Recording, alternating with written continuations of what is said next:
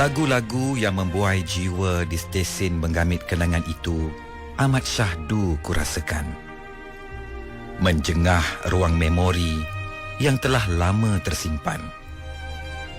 Terasa semuanya kembali berwarna-warni, menari-nari di ruang mata. Oh, kenangan, mengapa engkau kembali menyapa kerinduan ini? Terasa seolah-olah aku pulang ke zaman manis saat di bangku sekolah. Ketika tingkatan 3 dahulu, akulah jagoh sukan lompat jauh yang tiada tandingan. Atlet sekolah yang menjadi pujaan pelajar perempuan sekolahku dan sekolah-sekolah sekitar daerah itu. Malah, sehingga seluruh pelosok negeri pun, nama aku gah di kalangan mereka. Selain lompat jauh, aku juga jagoh balapan. 100 meter, 200 meter, 4x400 meter, semua aku sertai dengan pulangan emas di peringkat daerah dan negeri. Selain itu, sukan bola sepak, bola tampar dan tenis menjadi kegemaran aku. Aku bukan bertujuan membangga diri. Cuma, sesekali terimbau kenangan manis itu buat aku tersenyum sendiri. Sekolah aku amat terkenal dengan prestasi sukan dan akademik yang terbaik. Aku juga, selain cemerlang dalam sukan dan kokurikulum, bidang akademik tetap menjadi keutamaan. Di dalam kelas, aku akan pastikan aku mendapat tempat pertama hingga ketiga sahaja setiap kali peperiksaan. Ya, tak mustahil dengan usaha, doa dan tawakal. Ayah dan ibu aku amat menitik beratkan soal pelajaran. Memandangkan aku anak tunggal mereka, tentulah sepenuh perhatian terarah kepadaku. Anak emas, anak kesayangan, anak emak, anak manja dan macam-macam lagi gelaran yang diberikan kepada aku oleh kawan-kawan aku ketika itu. Tapi aku tak ambil hati. Sememangnya semua gelaran itu sesuai dengan aku. Dalam banyak-banyak pertandingan sukan yang aku sertai inilah, aku berkenalan dengan seorang gadis yang sangat rupawan. Dia belajar di sebuah sekolah perempuan di daerah aku. Dia bukan atlet seperti aku. Cuma setiap kali ada pertandingan sukan di daerah aku, dia mesti ada. Katanya dia selalu menemani kawannya. Nama gadis itu Amira. Gadis berlesung pipit di kedua-dua pipinya, sangat menawan kalbu. Pandai berinteraksi, sedikit becok, tapi aku senang mendengar celotehnya. Perkenalan kami di Padang membawa kepada jalinan yang lebih indah. Kalau hujung minggu, kami selalu bertemu di perpustakaan daerah untuk mengulang kaji pelajaran. Bukan kami berdua, tetapi ada kumpulan belajar sendiri berlainan sekolah yang terdiri daripada 4 orang yang lain. Melalui kumpulan inilah kami bertukar-tukar fikiran, pendapat dan kertas soalan peperiksaan untuk berbincang tentang pelajaran. Amira sangat bijak dalam mata pelajaran matematik. Manakala aku pula akan menjadi cikgu untuk subjek bahasa Inggeris. Dan begitulah seramai 6 orang akan ambil satu subjek untuk menjadi tempat rujukan kawan-kawan yang lain. Setelah tamat tingkatan 5, kami semua membawa haluan masing-masing. Melanjutkan pelajaran di universiti dan ke-6 kami terpisah. Tak ada seorang pun yang menyambung pengajian di universiti yang sama. Namun, kami berenam tetap berhubung antara satu sama lain. Tentu saja Amira menjadi teman aku yang paling rapat. Selain telefon, surat menjadi penghubung antara kami.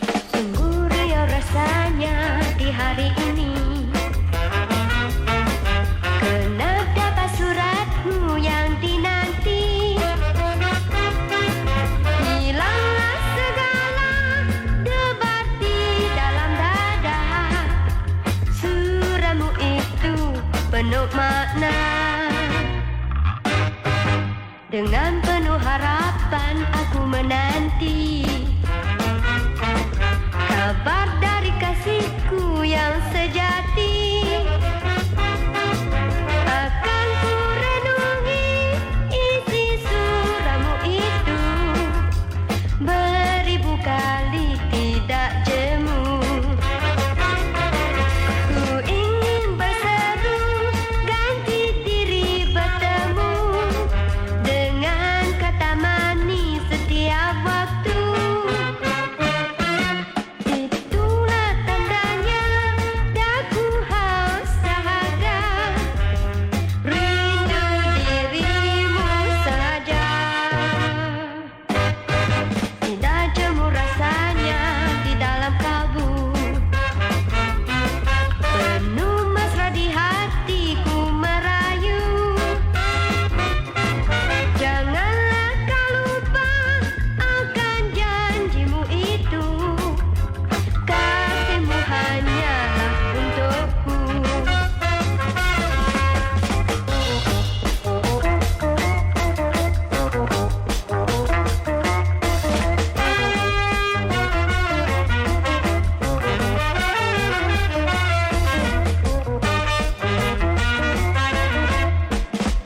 Ku ingin berseru ganti diri bertemu dengan kata manis setiap waktu. Itulah tandanya daku haus dahaga, rindu dirimu saja. Tidak jemu rasanya di dalam kalbu, penuh mesra di hatiku merayu. Janganlah kau lupa akan janjimu itu, kasihmu hanyalah untukku.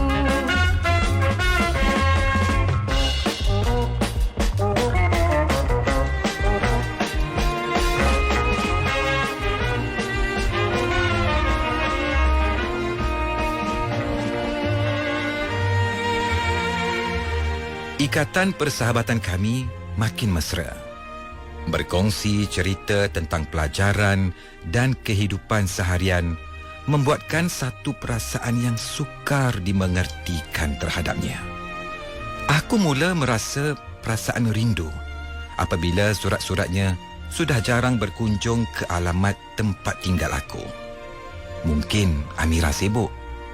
Dia tak sempat menulis warkah untuk aku. Memandangkan kami dalam semester akhir pengajian, aku faham keadaan Amira. Bila rasa rindu itu datang bertamu, aku mula membaca kembali surat-surat Amira kepadaku.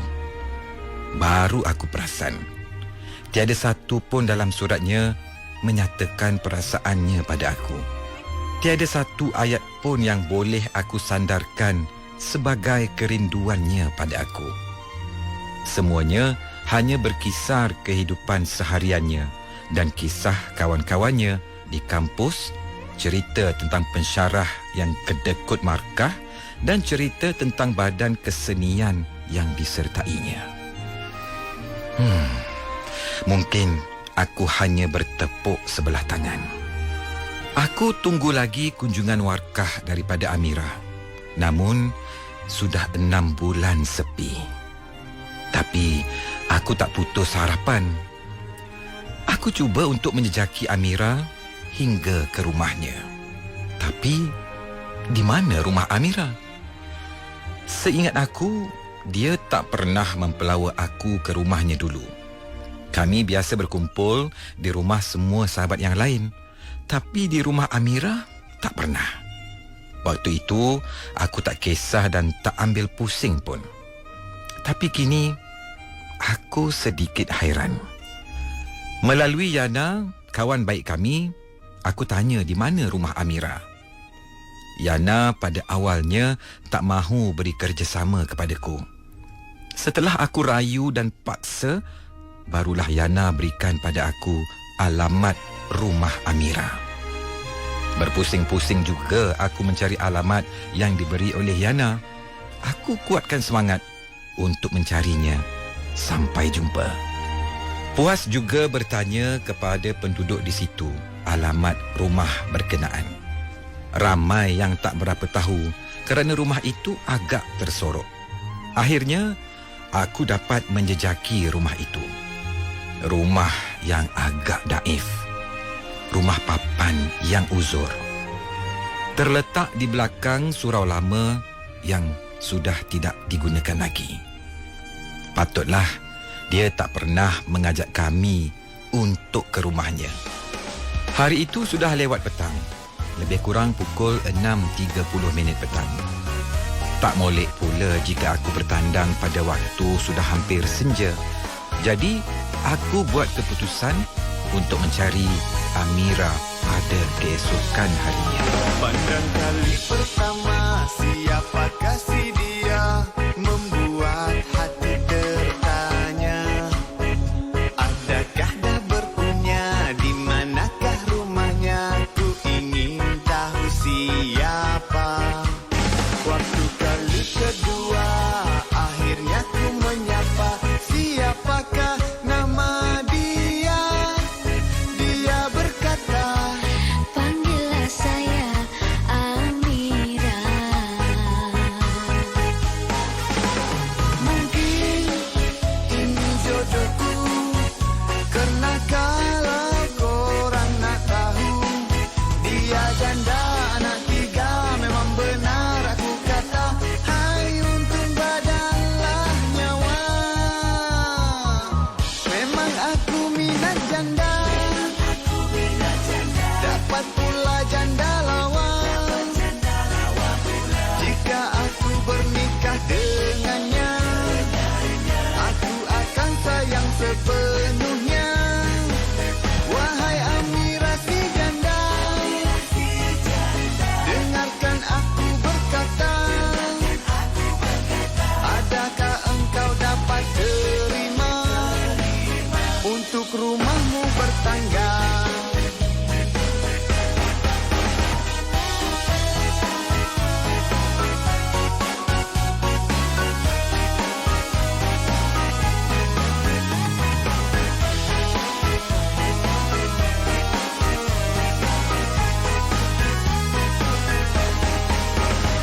Mungkin ini jodohku. Karena kalau korang nak tahu, dia janda anak 3, memang benar aku kata. Hai untung badanlah nyawa. Hidup janda, memang aku minat janda, dapat pula janda lawan. Jika aku bernikah dengannya, aku akan sayang sepenuhnya. Wahai Amira si janda, dengarkan aku berkata. Adakah engkau dapat terima untuk rumahmu bertangga? Untuk rumahmu bertangga. Untuk rumahmu bertangga.